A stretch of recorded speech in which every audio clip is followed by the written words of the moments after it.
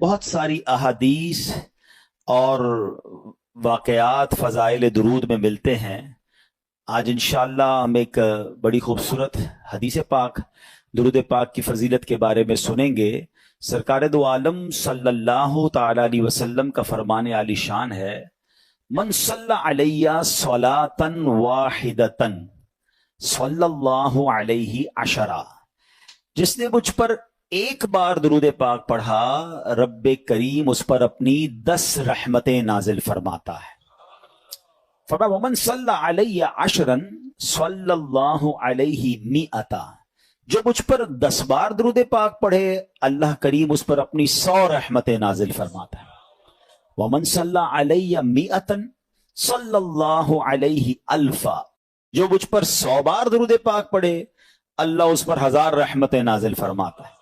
Look at the beautiful multiplication، ایک درود پاک 10 رحمتیں، 10 درود پاک 100 رحمتیں، 100 درود پاک 1000 رحمتیں، ملٹیپلائی بائی 10 رحمتیں ہوتی جا رہی ہیں۔ ہم سب چاہتے ہیں سیکیور رہیں، سیف رہیں، بزنس پہ جائیں تو وہاں رحمت ہو، گھر والے پیچھے خیر سے رہیں۔ حالات بھی ایسے ہیں کہ ہم چاہ رہے ہوتے ہیں کہ سب چیزیں سیف اینڈ سیکیور رہیں، تو رحمت الہی جس پر برستی رہے گی کیسے انشاءاللہ وہ سیف رہے گا، کتنی برکتیں ملیں گی۔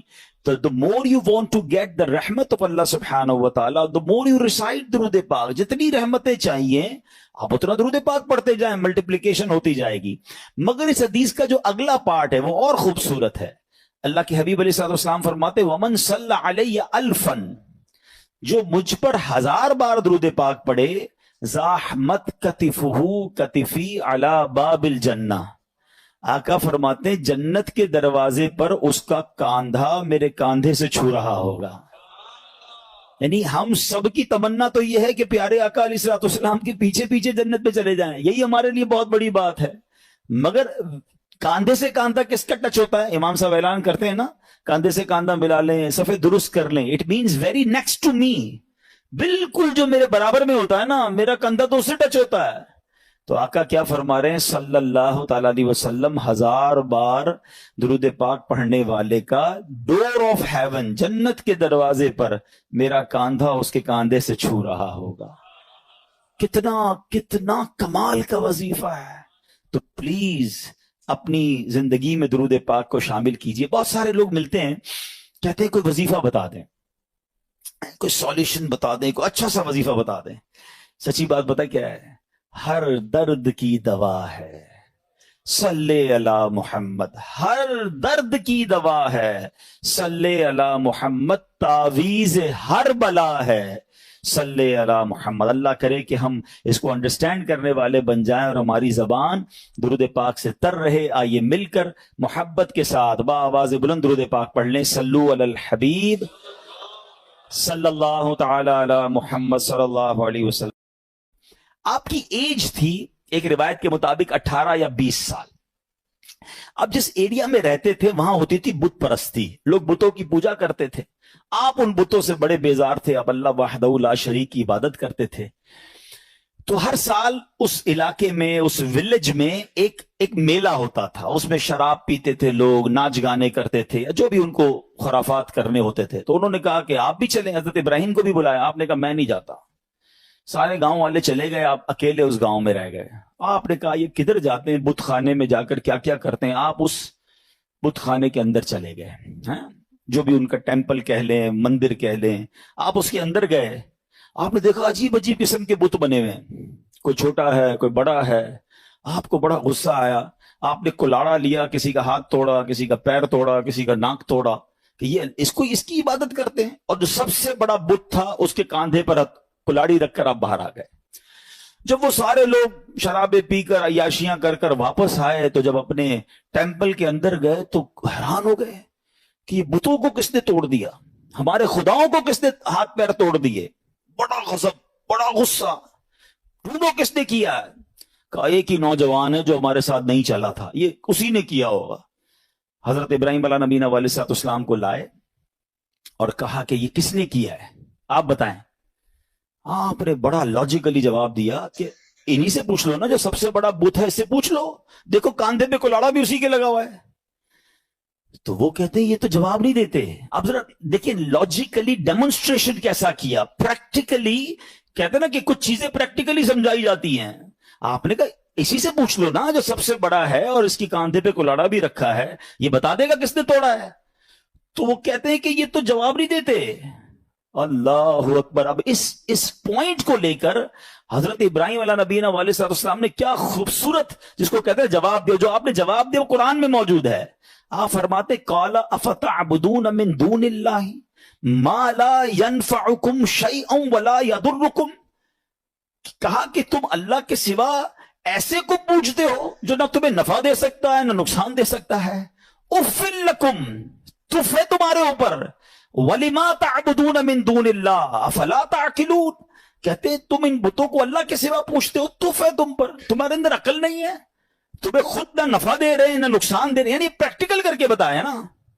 مگر کہتے ہیں کہ جس کی آنکھوں پر پردہ پڑ جائے نا, اس کو آپ اگزامپل بھی دے دیں, دلیل بھی دے دیں. آج بھی ایسے لوگ موجود ہیں, قرآن سے نکال کے دکھا دو, حدیث سے بتا دو, اس کو لاجیکلی سمجھا دو. جس کو نہیں ماننا میں نہ مانوں, اس کو نہیں ماننا. تو یہ شروع سے معاملہ ہے کہ کچھ لوگ نہیں مانتے. تو بہرحال اب اتنا زبردست ڈیمونسٹریشن تھا, ہونا کیا چاہیے تھا, توبہ کر لیتے کہ یار بات تو صحیح کر رہے ہیں, یہ بت اپنے آپ کو توڑ پھوڑ سے نہیں بچا سکے, ہمیں کیا بچائیں گے. مگر اینڈ آف دا ڈے کیا ہوا, ان ظالموں نے کیا کہا کہ اب ان کو پکڑ کر ان کو جلا دو. قرآن میں یہ الفاظ موجود ہیں, حرکوہ وانصروا آلہتکم ان کنتم فاعلین, ان کو جلا دو اور اپنے خداؤں کی مدد کرو اگر تمہیں کرنا ہے. اب ان ظالموں نے حضرت ابراہیم علیہ نبینا علیہ السلام کو پکڑ لیا, ان کو گرفتار کیا, اور اب پلان کیا تھا کہ اب آگ میں ڈالنا ہے. اچھا وہ کوئی چھوٹی موٹی آگ نہیں تھی, ایک بندے کو جلانے کے لیے بہت تھوڑی سی آگ بھی کافی تھی. انہوں نے دنیا کی ہائیسٹ فائر ایسٹنگوش کی, اتنی بڑی آگ لگائی کہ وہ ایریا نو فلائنگ زون بن گیا, پرندہ بھی اوپر سے نہیں گزر سکتا تھا, پرندہ گر جاتا تھا آگ کے اندر. اتنی خطرناک آگ. ٹھیک ہے, اچھا جب آگ لگ گئی تو ہوا کیا, آسمان اور زمین کی تمام مخلوقات نے اللہ کی بارگاہ میں عرض کرنا شروع کر دی کہ اے خداون, تیرے خلیل آگ میں ڈالے جا رہے ہیں. اے اللہ, ان کے سوا دنیا میں تیرا کوئی نام لینے والا نہیں ہے, عبادت تیری یہی کرتے ہیں. اللہ تو ہمیں اجازت دے کہ ہم ان کی مدد کریں. تو اللہ کریم نے کیا جواب ارشاد فرمایا کہ وہ میرے خلیل ہیں, میں ان کا معبود ہوں, اگر ابراہیم تم سے مدد طلب کریں تو کرو ان کی مدد. اب حضرت ابراہیم علیہ نبی علیہ السلام جو ہیں, ان کے پاس ایک پانی کا فرشتہ آیا, کہتا حضور بس آرڈر کر دیں, اجازت دیں, ابھی بارش برساتا ہوں, بند ہو جائے گی.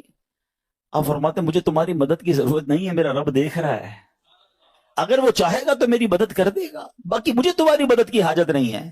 اچھا اب کیا ہوا, ہوا کا فرشتہ آیا, کہتا ہے بس آرڈر کریں, ابھی ہوا چلے گی, یہ ساری آگ بجھ جائے گی, مجھے تمہاری مدد کی ضرورت نہیں ہے, میرا رب دیکھ رہا ہے, اگر وہ چاہے گا تو مدد کر دے گا. اچھا اب فرشتوں کو تو منع کر دیا, اب یہ فرماتے مجھ کو میرا اللہ کافی ہے, وہی بہترین کارساز ہے, جب چاہے گا میری مدد فرمائے گا, اس کی مرضی ہے, میں اس میں راضی ہوں. اچھا اب جب آگ میں ڈالا جانے لگا نا, تو اب حضرت جبریل آئے, کہتے حضور اللہ سے تو عرض کر دیں, آپ ہماری مدد نہیں لے رہے, آپ اپنے رب سے تو کہیں نا کہ وہ آپ کی مدد کرے. آئے ہائے, جواب سنو حضرت ابراہیم کا, لیول آف یقین دیکھو. آپ فرماتے میرے حال کو وہ خوب جانتا ہے, وہ دیکھ رہا ہے نا, اسے معلوم ہے میں کس تکلیف میں ہوں, میں راضی ہوں, اگر اس نے مدد کرنی ہوگی تو وہ مدد کر دے گا. پنجابی شاعر نے ایک بہت خوبصورت شعر کہا ہے, اور یہ ایکچولی اس پورے واقعے کو بڑے خوبصورت انداز میں ڈیفائن کرتا ہے کہ جے سونا میرے دکھ وچ راضی, جے سونا میرے دکھ وچ راضی, میں سکھ نو چلے پاوا ہو. کہتے مجھے کیا کرنا ہے سکھ کا, اگر میرا رب میرے دکھ میں راضی ہے نا تو میں بھی اسی پہ راضی ہوں. یہ وہ لیول ہے جو اللہ والوں کو نصیب ہوتا ہے. آپ ان کے پاس اتھارٹی تھی, ایسا نہیں تھا بے بس تھے, آپ کو باندھ دیا گیا تھا, آپ کو آگ میں ڈالا جانا تھا, ان کے پاس اتھارٹی تھی, فرشتے آ رہے تھے, مگر آپ کہتے ہیں مجھے نہیں مدد کی ضرورت تمہاری, رب دیکھ رہا ہے نا, وہ کر دے گا مدد. اچھا ایج کیا ہے, 18 to 20 years, ये कोई बहुत बड़ी एज नहीं थी. इस यंग एज में आपका लेवल ऑफ तवक्कुल और लेवल ऑफ ट्रस्ट ऑन अल्लाह सुब्हानहू व तआला क्या था. और अब क्या हुआ, अब आपको आग में फेंक दिया गया. अच्छा, आप आग में जो गए थे ना, आपने एक दुआ पढ़ी थी, ला इलाहा इल्ला अंता सुब्हानका लकल हम्दु व लकल मुल्कु ला शरीक लक. अब जब आप आग के शोलों में दाखिल हुए तो अब अल्लाह करीम की तरफ से आग को ऑर्डर क्या दिया गया. आपने नहीं मांगा, मगर रब की तरफ से क्या ऑर्डर दिया गया वो भी कुरान में मौजूद है. अल्लाह फरमाता है, कुल ना या नारु कूनी बरदं व सलामन अला इब्राहीम. रब फरमाता है, हमने फरमाया ए आग हो जा ठंडी और सलामती इब्राहिम पर. उलमा ने इसकी भी तफसीर बयान की कि अगर अल्लाह की तरफ से सिर्फ ये हुक्म होता ना ठंडी हो जा, तो हजरत इब्राहिम को ठंड लगना शुरू हो जाती, इतनी ठंडी हो जाती. हाय हाय, अल्लाह ने इंतजाम भी फरमाया तो कैसा फरमाया, ठंडी भी हो जा सलामती वाली भी हो जा. अच्छा, आग बुझी नहीं थी, ये भी याद रखिएगा, आग मौजूद थी. ऐसा नहीं हुआ कि हजरत इब्राहिम आग में गए और आग बुझ गई, चैप्टर क्लोज. नहीं, आग जल रही है, हजरत इब्राहिम अंदर है उस आग में. कितनी देर रही है पता है आपको? है कुछ समझते हैं 1 मिनट 2 मिनट 5 मिनट के बाद आप बाहर आ गए.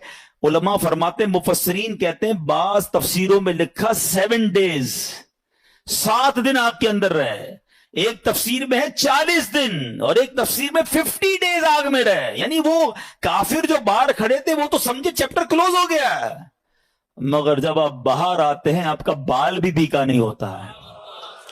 आग का काम चलाना है, मगर रब चाहे तो वो आग ही हिफाजत करने वाली बन जाती है.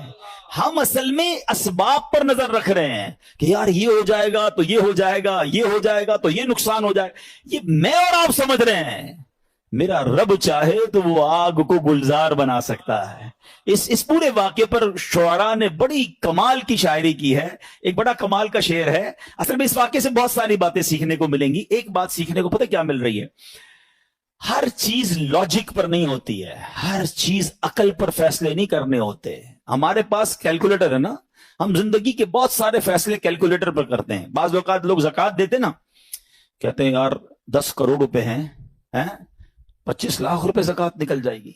ओए होए, तो पैसे कम हो जाएंगे. 9 करोड़ 75 लाख रह जाएंगे. कैलकुलेटर क्या बता रहा है? पैसे कम हो जाएंगे. एक मेरा आपका कैलकुलेटर है, एक रहमत का कैलकुलेटर है. रहमत का कैलकुलेटर कहता है 2 अल्लाह की राह में ये बढ़ेंगे. अकल कहती कैसे बढ़ेंगे भाई, मैं अगर अपने जेब में पैसे दे दूंगा अल्लाह की राह में तो कमी होंगे ना. लॉजिक ये कहती है, रहमत कुछ और कहती है. हर चीज अकल से नहीं होती है. क्या खूबसूरत शेर है, बेखतर कूद पड़ा आतिशे नमरूद में इश्क. ये छलांग जो है ना अकल ने नहीं लगाई थी, इश्क ने लगाई थी. अकल तो कह रही थी जल जाएंगे, इश्क कहता है कूद जाओ, रब का हुक्म है ना, रब की रिजा है. बेखतर कूद पड़ा आतिशे नमरूद में इश्क. अकल थी महवे तमाशाए लबे बाम. अभी अकल तो अभी सोच रही थी, इश्क ने अपना काम कर दिया. पंजाबी का एक शेर है, इश्क दे चल ही नंबर ले गए. हाँ, इश्क दे चल ही नंबर ले गए, अकल मंदा एवं ही उम्रा गालियां. हाँ, बाज औकात इश्क वाले बहुत आगे बढ़ जाते हैं. और शायर मशरिक ने क्या लिखा, क्या कमाल की बात. यकीन करे ये शेर जो है ना, काश ये बात समझ आ जाए. हमें बाज औकात लगता है मसला हल नहीं हो रहा, प्रॉब्लम सॉल्व नहीं हो रही, बड़ी मुश्किल है, एक ही रिक्वायरमेंट है. शायर मशरिक लिखते हैं, अगर आज भी हो इब्राहिम सा ईमा पैदा. क्या कंडीशन है? लेवल ऑफ ईमान अगर वो हो जाए ना, तवक्कुल ट्रस्ट, अगर आज भी हो इब्राहिम सा ईमा पैदा, आग कर सकती है अंदाजे गुलिस्तां पैदा. आज भी आग गुलजार बनेगी, आज भी आपकी प्रॉब्लम सॉल्व होगी. बस ईमान वो चाहिए, लेवल वो चाहिए जो हजरत इब्राहिम अला नबीना अलैहिस्सलाम को अता किया गया.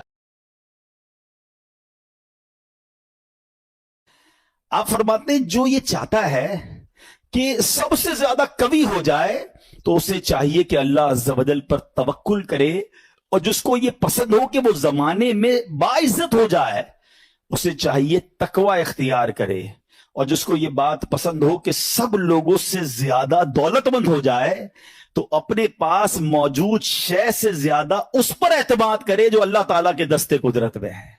हम अपने माल पर बड़ा भरोसा कर रहे होते, यार भाई देखो पैसे जमा कर लो मुसीबत में काम आएंगे. ہاں کوئی بیمار ہو گیا نا تو اچھا ڈاکٹر کر سکو گے، مکے مدینے جانا ہے نا تو حج کے لیے پیسے چاہیے گے. یہ بھول ہے ہماری. مجھے بتائیے، آپ کے پاس کروڑوں روپے ہیں، آپ دنیا کا بیسٹ ڈاکٹر ہائر کر لیں، بیسٹ ہاسپٹل میں چلے جائیں، اللہ نے شفا نہیں دینی تو نہیں دینی. ہاں مجھے کووڈ کا زمانہ یاد آ گیا. پیسے کم تھے لوگوں کے پاس، منتیں کر رہے تھے کہ ہاسپٹل میں کمرہ مل جائے، بیسٹ کمرہ لے لیا، سلنڈر لے لیا، بڑی سورسیں لگتی تھی. مجھے یاد ہے اچھی طرح، مجھے دبئی سے کال آئی تھی. بہت اچھے ہمارے دوست ہیں، اللہ نے ان کو بہت نوازا ہے، بہت نوازا. اور مطلب وہ بندہ ایسا ہے کہ پورا ہاسپٹل خرید سکتا ہے. اس نے مجھے فون کیا کہ عبدالحبیب بھائی میرے چچا جو ہیں کووڈ ہو گیا ان کو. اس وقت بڑا خوف تھا کراچی میں، پورا کراچی لاک ڈاؤن میں تھا. کہہ رہا یار کچھ کر دیں، جتنے پیسے خرچ ہوتے ہیں بتائیں. ان کو کوئی کمرہ، ان کو کوئی ہاسپٹل میں جگہ نہیں مل رہی ہے، سلنڈر نہیں مل رہا، کچھ کریں. یعنی وہ کروڑ 2 کروڑ 5 کروڑ بھی خرچ کر دیتے. کچھ نہیں ہوا اور 2 سے 3 دن بعد ان کا وصال ہو گیا. کدھر گئے پیسے، کدھر گئی سورس ہے؟ یاد رکھیے گا. اور آپ نے بھی دیکھا ہے، میں نے بھی دیکھا ہے، بندے کے پاس کچھ نہیں ہے، ڈاکٹر کہتے نہیں بچے گا. میں کل ایک مریض سے مل کے آیا ہوں، کبھی کہیں گے تو آپ کو انشاءاللہ یہاں لا کے ان سے بات کرواؤں گا. مجھے کہتے ہیں میری رپورٹ میں نے ڈاکٹر کو دکھائی کہ 3 مہینے ہیں تمہارے پاس، 3 مہینے. کل رات میری ملاقات ہوئی، کہہ رہے اس بات کو 4 سال ہو گئے ہیں. انہوں نے اپنے روحانی علاج کچھ کیا، وظائف پڑھے، مجھے بتایا سارا، انہوں نے پورا سسٹم بتایا. میرا رب چاہے نا. انہوں نے کہا اس کے بعد میں نے کوئی بایوپسی نہیں کرے. لیور کینسر، کہہ رہے تمہیں ٹرانسپلانٹ کرا لو ورنہ 3 مہینے. کہتے نہ میں نے بایوپسی کرائی نہ میں نے کیمو کرائی. مجھے کچھ وظائف ملے، میں نے وہ وظائف کیے. اللہ نے مجھے، آپ کے سامنے بیٹھا ہوں، میری محفل میں میرا بیان سن رہے تھے. جسے اللہ رکھے اسے کون چکھے. تو یہ توکل ہے نا. یہ جو اسباب پر پاگل ہوئے ہیں نا ہم لوگ. اچھا لوگ کہتے ہیں پیسے ہوں گے تو خوش رہیں گے، یہ بھی بے وقوفی ہے. میں اس مسجد میں آیا ہوں، یہ بہت سارے امیر بیٹھے ہیں، کروڑ پتی بھی نظر آ رہے ہیں، شاید ارب پتی بھی ہوں گے. یہ بھی بھول ہے. یہ ہمارے کچھ اسلامی بھائی کو انفیریٹی کمپلیکس ہوتا ہے، یار پیسے ہوں گے نا تو ذرا خوشی ملے گی. یہ بے وقوفی ہے آپ کی. پیسوں سے خوشی نہیں ملتی ہے. اگر پیسوں سے خوشی ملتی ہوتی نا دنیا میں کوئی امیر غمزدہ نہ ہوتا. میں آپ کو ایک بڑی عجیب بات کہنے جا رہا ہوں، بڑی تجربے کی بات کہنے جا رہا ہوں. دنیا میں جو ہے نا ہر کوئی سخی نہیں ہوتا. زندگی کی گاڑی مسائل کے پہیوں پر ہی چلتی ہے. امیر کے دکھ اور ہیں، غریب کے دکھ اور ہیں. ہاں مشہور آدمی کے دکھ، آپ کو کوئی مشہور لگتا ہے نا، اوئے ہوئے کیا فیم ہے بھائی، جدھر جاتا ہے لوگ جمع ہو، اس سے پوچھو وہ لائف کیسے گزار رہا ہے، اس کی ٹینشن اور ہے. جس کو کوئی نہیں جانتا اس کی ٹینشن اور ہے. کاروبار کرنا چاہیے جناب، کاروبار میں بڑو مزو ہے. کاروباری کے دکھ اور ہیں، نوکری والے کے دکھ اور ہیں. تو یہ دنیا مسائل کے ساتھ ہی چلے گی. آپ کو اللہ کی رضا پر راضی رہنا ہے. آپ دوسروں کی مسکراہٹ دیکھ کر سمجھتے یہ سب سے زیادہ خوش ہے، کبھی بیٹھو اس سے اس کے دکھ پوچھو، پریشان ہو جاؤ گے. ہمارا تو کام ہی یہی ہے نا. آپ یقین کریں کبھی کبھی کسی کے گھر جاتے ہیں نا، بڑا بنگلہ، وہ بڑا 15 کروڑ کی گاڑیاں کھڑی ہیں، باہر گارڈ کھڑے ہیں. بندہ بولے بھائی کمال عیش کی زندگی ہے. ڈرائنگ روم میں لے جا کے بولتا حاجی صاحب آپ سے ایک کام ہے. اور کان میں آ کے جب اپنا مسئلہ بتاتا ہے نا، بندہ بولے یار اس سے زیادہ تو میں سکھی ہوں یار، اتنی بڑی ٹینشن میں بیچارہ. تو یہ نہ سمجھیں، یہ تو قرآن کا اعلان ہے. ہمیں ٹیسٹ دیا جائے گا، ہمیں آزمایا جائے گا. Be ready for that test. کیا کہتا ہے قرآن؟ وَلَنَبْلُوَنَّكُمْ بِشَيْءٍ مِّنَ الْخَوْفِ وَالْجُوعِ وَنَقْصٍ مِّنَ الْأَمْوَالِ. کمال دیکھیں، رب نے یہ فرمایا ہم تمہیں عنقریب آزمائیں گے. اچھا یہ نہیں کہا کہ آزمائیں گے کسی بھی چیز سے، لسٹ بھی دے دی ہے، کوسچن پیپر ڈکلیئر ہے. وَلَنَبْلُوَنَّكُمْ بِشَيْءٍ مِّنَ الْخَوْفِ. تمہیں خوف آئے گا، کبھی دشمن کا خوف آتا ہے، کبھی بدنامی کا خوف آتا ہے، کبھی لگتا ہے یار یہ چیز خراب ہو جائے گی. والجوع، تمہیں بھوک لگے گی، تمہارے پیسے کم ہو جائیں گے، غربت آ جائے گی. پھر کیا فرمایا؟ نقص من الاموال، تمہارے مال کم ہو جائیں گے، شپمنٹ خراب ہو جائے گی، کوئی مال لوگے وہ مال بیکار ہو جائے گا، آپ کا آرڈر خراب ہو جائے گا. ہوتا ہے کاروبار میں. پھر کیا فرمایا؟ الانفس والثمرات، تمہاری باڈی میں پرابلم آئے گی، چلتے چلتے بیماری آ جاتی ہے. بندہ کہتا ہے یار کچھ سب چیزیں سیٹ تھی، یہ کیا ہو گیا، یہ کیا نکل آیا ٹیسٹ کے اندر، یہ تو ہونا تھا. پھر کیا فرمایا؟ والثمرات، تمہارے پھل خراب ہو سکتے ہیں. کیا خوبصورت قرآن نے پہلے سے بتا دیا ہے. مگر اس ٹیسٹ میں جو پاس ہوگا، کیا فرمایا؟ وَبَشِّرِ الصَّابِرِينَ، خوشخبری صبر والوں کے لیے. Be ready for that test. اور اس ٹیسٹ سے جب آپ گزر جاؤ گے نا، پھر کیا فرمایا؟ الذین اذا اصابتهم مصیبہ قالوا انا للہ وانا الیہ راجعون. جب ان پر کوئی مصیبت آتی ہے تو کہتے ہیں اللہ ہی کا مال ہے, اللہ ہی کی طرف لوٹ جانا ہے. تو اللہ کرے کہ ہمارا یہ مائنڈ سیٹ بن جائے کہ جب ہمارے اوپر کوئی, ہمیں جیسے پتہ چلنے یار لاس ہو رہا ہے, دشمن سامنے آ گیا ہے, کوئی باڈی میں پرابلم آ رہی ہے, کوئی ٹینشن آ رہی ہے, تو الارم بج جائے میرا ٹیسٹ شروع ہو گیا ہے, میں نے وبشر الصابرین کا مجدہ لینا ہے, ان اللہ مع الصابرین کا انعام لینا ہے, میرا یہ ٹیسٹ ٹائم آ گیا ہے, اب مجھے ثابت قدم رہنا ہے, اب مجھے شکوہ نہیں کرنا ہے, اللہ کی رضا پر راضی رہنا ہے. یقین جانو جس دن آپ نے یہ ٹیسٹ پراپر پاس کر لیا, اس کے بعد ایسی خوشخبری ملنی ہے کہ آپ کی عقل حیران ہو جانی ہے. بس ہمیں اللہ پر بھروسہ رکھنا ہے, اللہ پر یقین رکھنا ہے, اور وہ رب کیسے عطا فرماتا ہے. سبحان اللہ. ایک اور ایمان افروز واقعہ سنیں, پھر میں آپ کو ایک کمال کی آیت سناؤں گا. ہوا کیا, ایک بزرگ تھے حضرت حاتم اسم, بہت بڑا نام ہے, ٹھیک ہے. ان کا توکل بہت کمال کا تھا.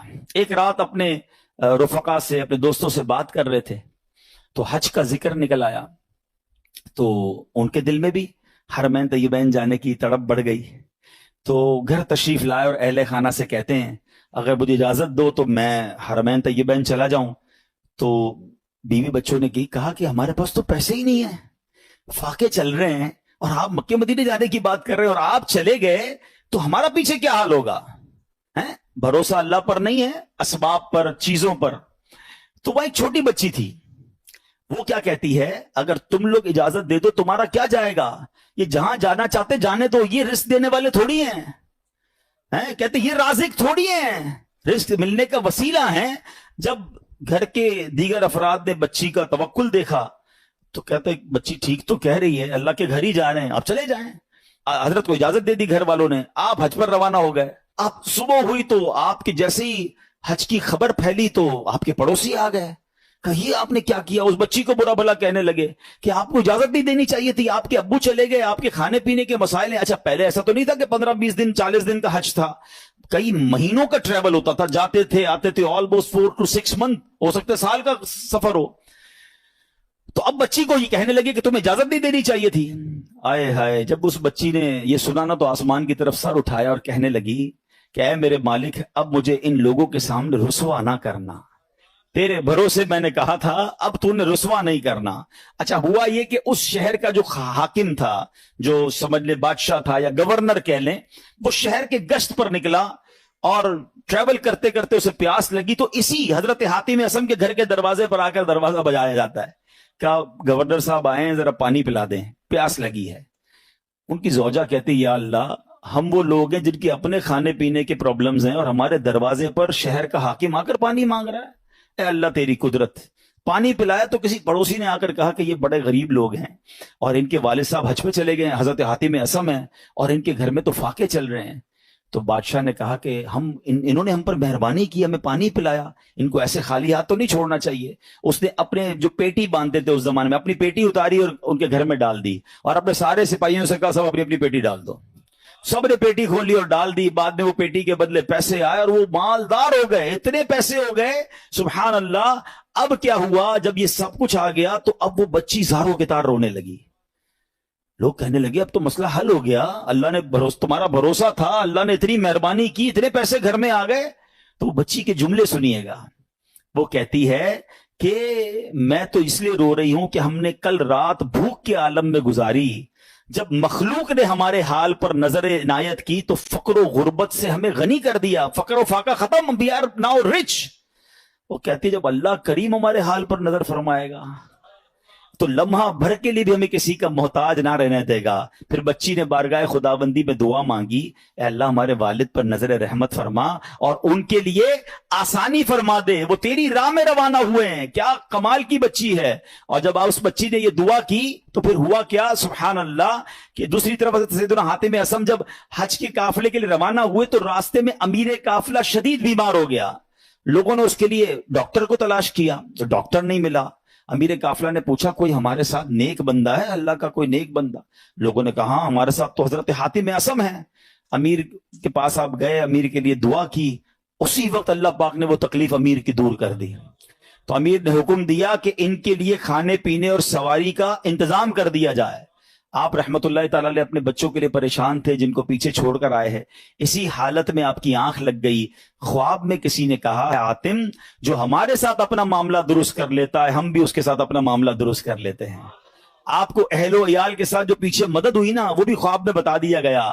حج کے بعد جب واپس تشریف لائے تو بچی گلے لگ کر رونے لگی۔ اس موقع پر وہاں موجود بچوں نے بڑوں سے کہا اللہ پاک اس کی طرف نظر نہیں فرماتا جو عمر کے اعتبار سے بڑا ہو، بلکہ اس کی نظر رحمت تو اس کی طرف متوجہ ہوتی ہے جو اللہ کریم کی زیادہ پہچان رکھتا ہے، زیادہ معرفت رکھتا ہے۔ تو اے میرے پیارے اسلامی بھائیوں، یاد رکھیے اللہ پر بھروسہ ہو تو بگڑے کام سنور جاتے ہیں۔ یہ آج کل لوگ جو حرام کام کی طرف جا رہے ہیں نا، کوئی سود کا کام کر رہا ہے، کوئی رشوت کا کام کر رہا ہے، کوئی جناب کہتا ہے نہیں یار جھوٹ بولے بغیر کاروبار کیسے ہوگا، یہ ایکچولی پرابلم یہ توکل کی کمی ہے۔ آج حرام روزی کا جو بازار گرم ہے نا، اچھا پتہ سب کو ہے کہ میں جھوٹ بول رہا ہوں، پتہ ہے میں ملاوٹ کر رہا ہوں، پتہ ہے میں دھوکہ دے کر پیسے کما رہا ہوں، لیکن جب اس سے پوچھو کیوں کر رہے ہو تو یار کیا کریں، گھر کا خرچہ کیسے چلے گا، مارکیٹ میں سارے ہی جھوٹ بولتے ہیں، میں نہیں بولوں گا تو میرا مال کیسے بکے گا۔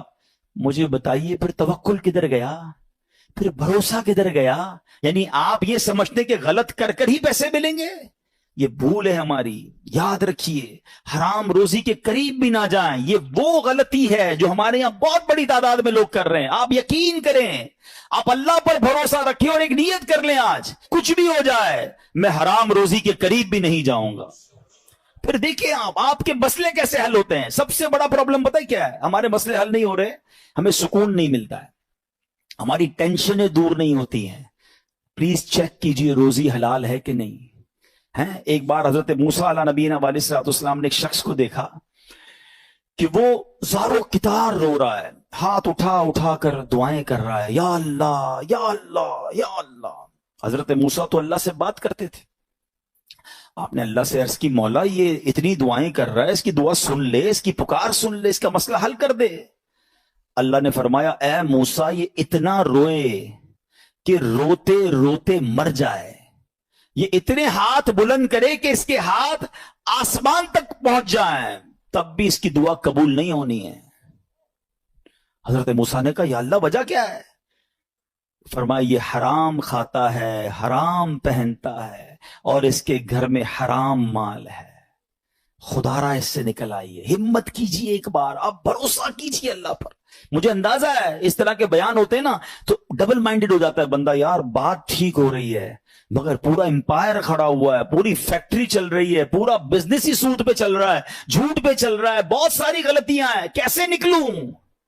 اللہ سے مدد مانگنی ہے، وہ کریم ہے، وہ ضرور مدد فرمائے گا۔ ایک اور بات سنیے، یہ بعض اوقات فیملی پریشر کی وجہ سے بھی لوگ حرام کی طرف جاتے ہیں، ڈیمانڈ ہی ختم نہیں ہوتی نا۔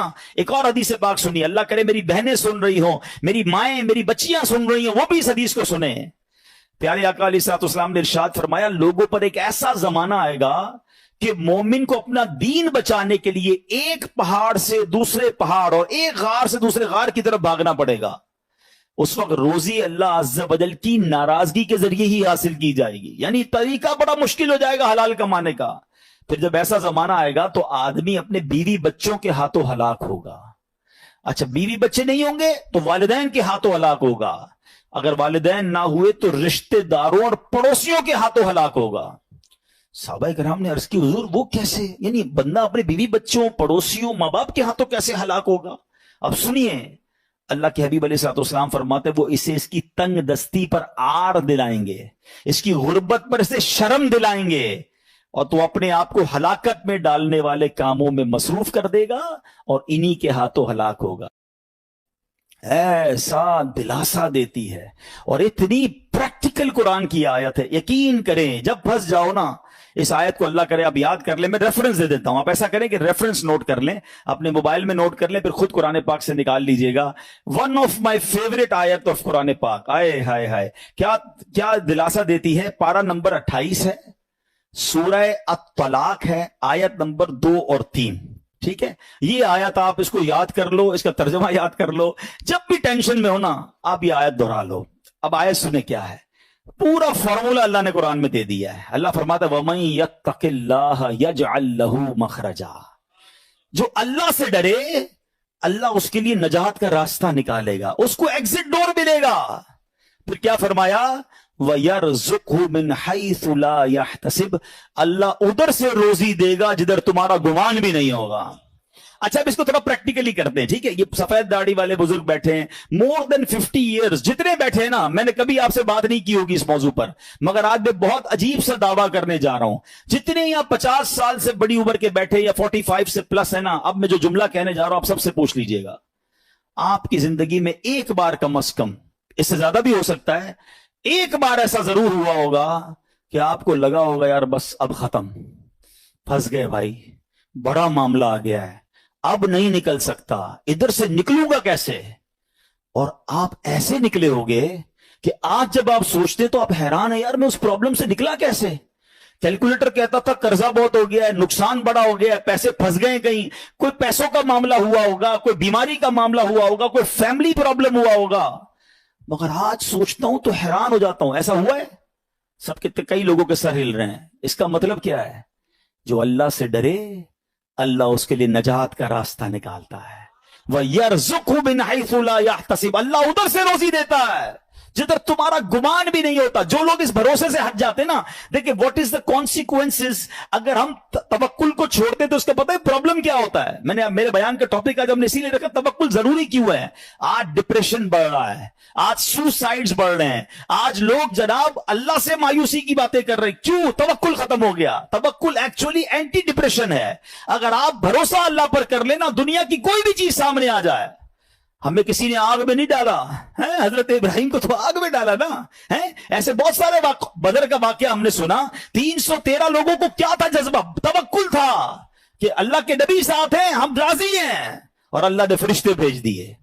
تو ایکچولی یہ ڈپریشن سے نکلنا ہے، سوسائڈ کے خیال دماغ میں نہ آئے تو ہمیں اسٹرانگلی اللہ پر بلیو کرنا ہوگا۔ یہ آیت بتا رہی ہے وَيَرْزُقْهُ مِنْ حَيْثُ لَا يَحْتَسِبْ، اللہ ادھر سے روزی دے گا ادھر تمہارا گمان بھی نہیں ہوگا۔ پھر اللہ آگے کیا فرماتا ہے؟ وَمَن يَتَوَكَّلْ عَلَى اللَّهِ فَهُوَ حَسْبُهُ، جو اللہ پر بھروسہ کرے اللہ اس کے لیے کافی ہے۔ Actually this is the message of قرآن۔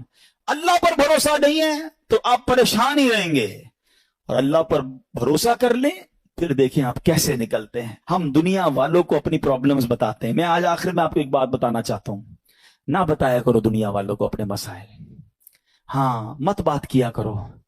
کوئی کچھ کرتا بھی نہیں ہے اور کر سکتا بھی نہیں ہے۔ میری بیماری کون دور کر سکتا ہے؟ میرا پرابلم، کیونکہ سارے مسائل حل ہونے اللہ کی بارگاہ سے ہیں۔ دنیا والوں سے ہم بات کرتے ہیں نا، لوگ انجوائے کرتے ہیں، لوگ ہماری بات پر مزے لے رہے ہوتے ہیں، ہمارے سامنے نہیں کہتے، ہمارے بعد لوگوں کو بتاتے ہیں آیا تھا میرے پاس، اس کا فلاں مسئلہ ہے، اس کا فلاں پرابلم ہے، ہاں بڑی بڑی باتیں کرتا ہے یہ والے پرابلم میں۔ یعنی ہماری پرابلم سے دنیا والے انجوائے کر رہے ہوتے ہیں۔ کیوں بتاتے ہو دنیا والوں کو بھائی؟ کسی کا احسان کیوں اٹھائیں، کسی کو حالات کیوں بتائیں؟ تم ہی سے مانگیں گے تم ہی دو گے، تمہارے در سے ہی لو لگے۔ وہ کیا ہے؟ وَأُفَوِّضُ أَمْرِي إِلَى اللَّهِ، میں اپنے سارے کام اپنے رب کے سپرد کرتا ہوں۔ ہم کہتے ہیں یار میں آج گیا تھا بھائی فلاں جگہ، فائل جمع کرا کے آیا ہوں، مسئلہ حل ہو جائے گا، بہت بڑی شخصیت کو دے کر آیا ہوں فائل۔ جب آپ یہ پڑھو گے نا تو دل سے آواز آئے گی فائل جمع کرا دی اللہ کی بارگاہ میں۔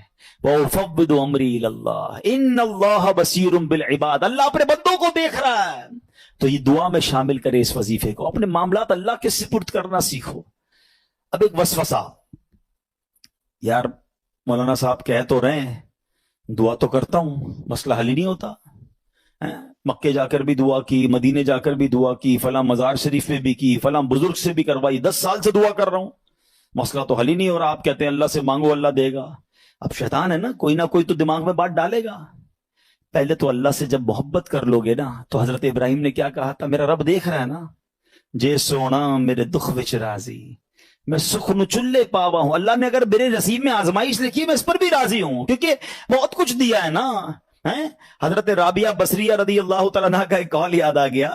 ایک بندہ سر پہ پٹی باندھ کے جا رہا تھا، آپ نے دیکھا سر پہ پٹی بندھی، کیوں باندھی ہے پٹی؟ کہ سر میں درد ہے اس لیے پٹی باندھی ہے۔ آپ نے فرمایا کبھی صحت کی پٹی باندھی تھی؟ یہ جملہ بہت گہرا ہے، سمجھو اس کو۔ یعنی یہ آپ اللہ کی ولیاں ہیں نا، یہ اللہ والے نا، ان کے نزدیک یہ بھی شکایت ہے کہ سارے شہر کو بتا رہے ہو کہ اللہ نے آج درد دیا ہے. ایک دن درد دیا تو تم پٹی مانگ کے گھوم رہے ہو. 29 دن صحت دی تو لوگوں کو بتایا. اللہ نے کتنا دیا ہے وہ کبھی اس کو آپ نے کاؤنٹ کیا؟ کبھی تھوڑی دیر کے لیے دھوپ میں کھڑا کر دیا تو آپ واویلا کرنا ہم شروع کر دیتے ہیں. ساری زندگی چھاؤں میں رکھا. کبھی کبھی پرابلم آتی ہے, کبھی کبھی بیماری آتی ہے, باقی زندگی تو عیش کی ہے. تو اللہ سے محبت کرنا سیکھو. تو میں یہ کہہ رہا تھا وسوسہ کیا ہے کہ یار مانگی جا رہا ہوں, کام تو ہوتا نہیں ہے. اب میں اس وسوسے کی کاٹ آپ کو ایک ایگزامپل کے ذریعے سمجھاتا ہوں. آپ کا چھوٹا بیٹا ہو, بچہ ہو یا بھائی ہو, اس کا گلا خراب ہو جائے, بخار ہو جائے, کھانسی ہو جائے, اور وہ کہے ابو میں نے شربت پینا ہے ٹھنڈا اور آج آئس کریم بھی کھانی ہے. ہاں بھائی بتائیں کھلائیں گے؟ جواب دیں. نہیں کھلائیں. اچھا رو رہا ہے, گر گڑا رہا ہے, نہیں میں نے کھانی ہے, آج میں کھا کے رہوں گا, آپ کھلا دیں گے؟ اچھا آپ بھی نہیں کھلائیں گے. رو رہا ہے پھر بھی نہیں کھلائیں گے؟ نہیں کھلائیں گے. اچھا اب آپ کا ایک دوست ساتھ بیٹھا ہے, کہے گا یار کتنے ظالم ابو ہو, بچہ رو رہا ہے کھلا دو آئس کریم, کیا ہو گیا؟ آپ کیا رپلائی دیں گے؟ میں والد ہوں, مجھے پتا ہے کب میرے بچے کو کیا دینا ہے. یہی کہتے ہیں نا, میں والد ہوں, مجھے معلوم ہے میرے بچے کو کب کیا دینا ہے. اب ذرا دل سے میرا جملہ سننا, تم والد ہو, تمہیں پتا ہے بچے کو کب کیا دینا ہے. میرے مالک کو نہیں پتا مجھے کب کیا دینا ہے. میں رو رہا ہوں, میں گر گڑا رہا ہوں, میں ادھر جا رہا ہوں, میں ادھر جا رہا ہوں, میں سب سے دعائیں کروا رہا ہوں, نہیں ہو رہا میرا مسئلہ حل. ارے مان لو نا یہ میرے لیے بہتر ہے.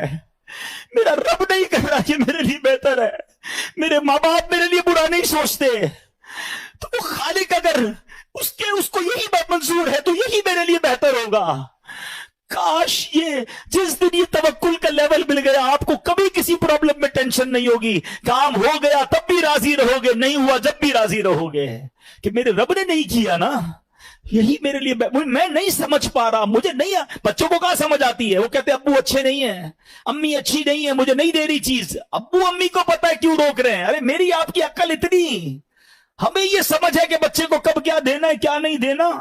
جس نے کائنات بنائی اسے نہیں پتا مجھے کب کیا دینا ہے کیا نہیں دینا. کچھ لوگوں کو مال علماء کہتے اس لیے نہیں دیا جاتا کہ وہ امیر ہو جائیں گے تو نافرمان ہو جائیں گے.